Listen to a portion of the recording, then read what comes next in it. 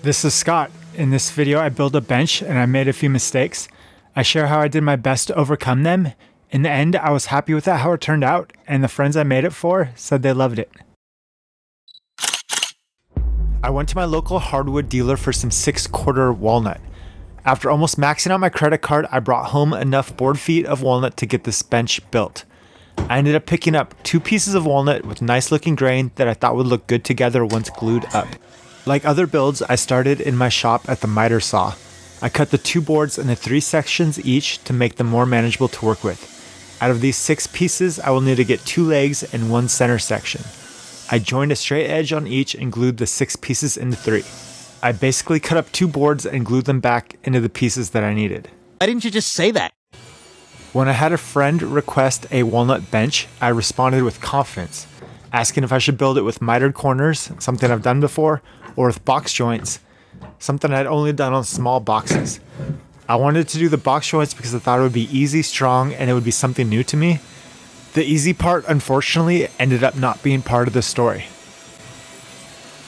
At this point, my legs and center section needed to be square and flat so I can get the box joints cut. With the DeWalt planer that I have, I can get it set up well enough to where I don't have any snipe. Unfortunately, I didn't double check it and I ended up with some on the top piece, so it required some sanding to get it completely flat. When I bought my router table used, it came with the Incra iBox joint jig. I've used it some on my table saw and I haven't got the most precise joints. I'm thinking that since in a past life, the router table and the jig were friends, maybe I'll be much more accurate using that. Good luck with that. I'm using a white side 1/2 inch straight router bit to get the cleanest cuts that I can. This jig works by adjusting a dial to get the same size slot cut as a pin on the opposite side. You then slide the workpiece up against the metal spacer, make a cut, and then move your cut onto the metal spacer for the next cut, and so on and so on. If the jig is set up correctly, each pin and slot will slide into each other perfectly for a nice tight joint. Making the cuts for this 4-foot bench was a little interesting. I'm not sure how I didn't get a good shot of this thing almost hitting my ceiling. With some arranging of the area above the router table, I was able to make it work. The first set of cuts on the middle section went well, so I trimmed the other side to the 4 feet that I needed, and I got the other side set up to get cut. The second set of cuts was a little bit more stressful. If I made a mistake here, I would be in a lot of trouble because I had no room left to trim it off if I messed something up. My batting average on making perfect box joints with this jig hasn't been good. I practiced enough with this jig to think I finally had it set up correctly, and then it wasn't.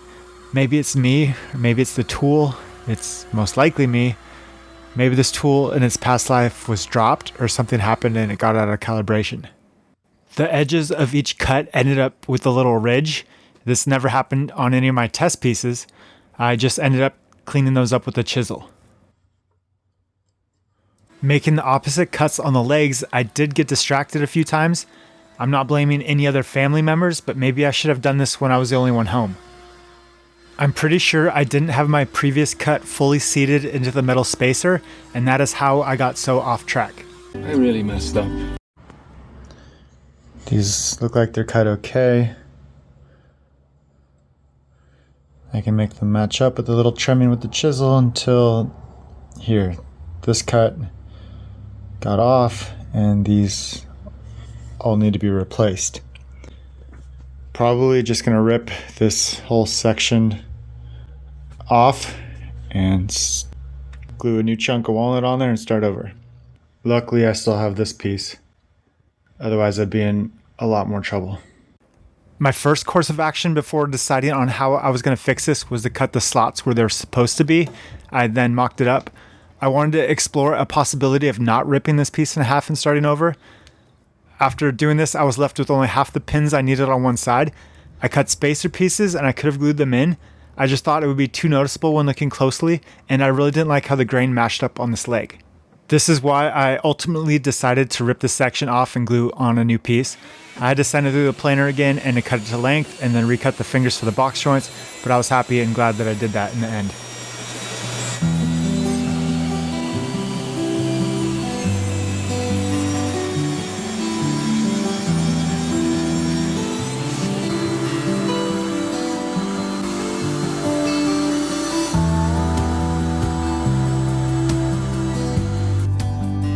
With the leg rebuilt, I was able to glue it all together.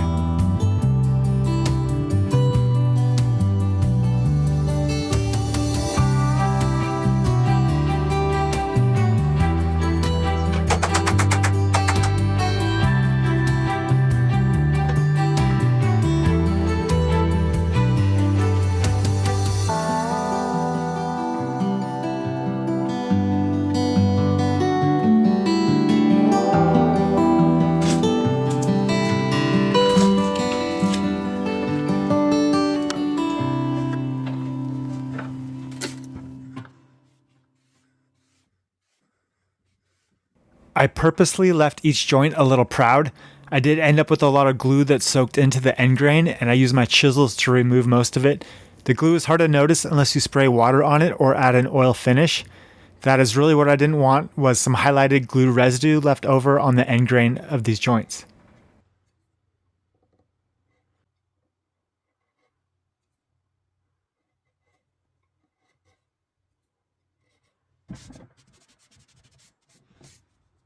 The next issue is the tiny gaps on the bottom and on one side of these joints.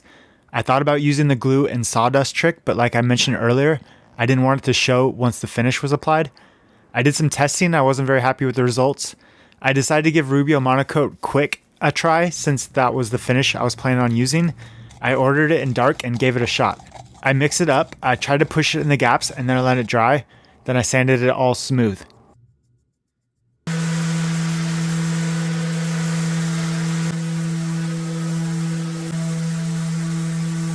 It took me a while to make up my mind about an edge profile. I pretty much eventually just grabbed a chamfer bit and did it. Sorry to the round over lovers out there, maybe next time.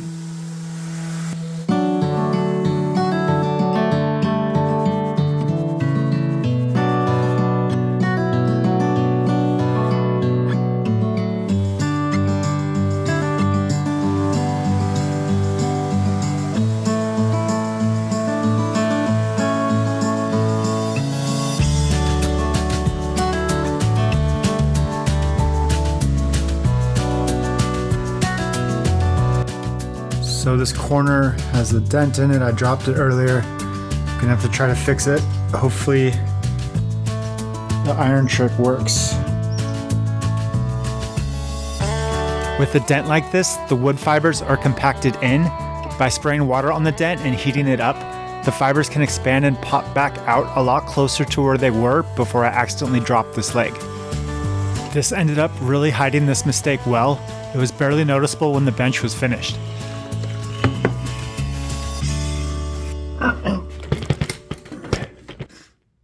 What the hell just happened?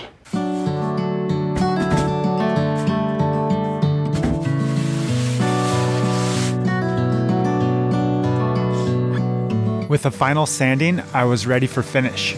I've seen one of my favorite woodworkers on YouTube, KJ Sawdust, use Walnut Rubio on Walnut. I tested it next to the Rubio Pure that I usually use, and I decided to go with the Pure. There may be something wrong with me though, so take that with a grain of salt. You can say that again!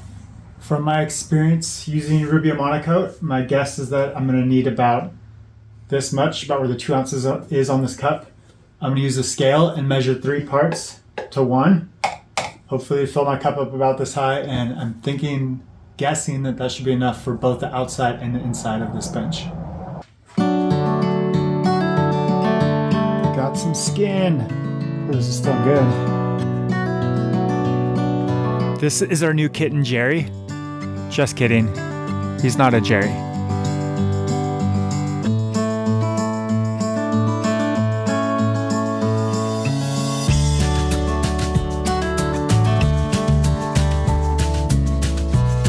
Rubbing this all in by hand was pretty tiring. Good thing I've been using my shake weight so much lately. I put a white scrubby on my sander and I let it rip. I forgot to turn it down and I blasted finish all over the place. At least I remember to unplug the vacuum. Too bad I can't find any footage of that disaster. I'll show some of the cleanup process a bit later.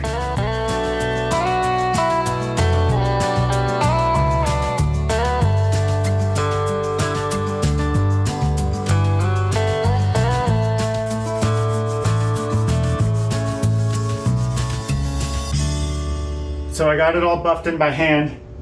Now I can go back and make sure to turn my sander down and unplug the vacuum, and I can use this. And I need to do it soon before this hardens up on my sander.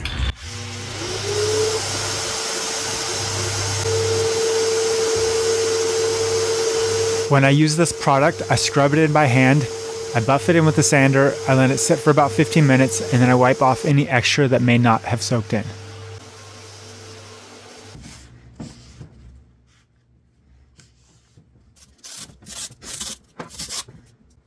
Always use the protective pad.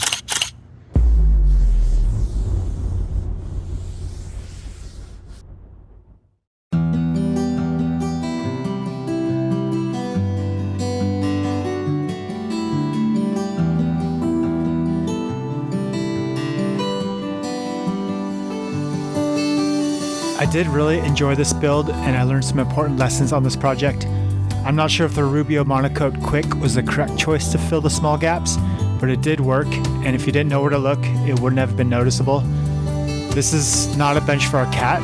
It did make it to its new home, and I hope it's loved and lasts for years. I love you, man.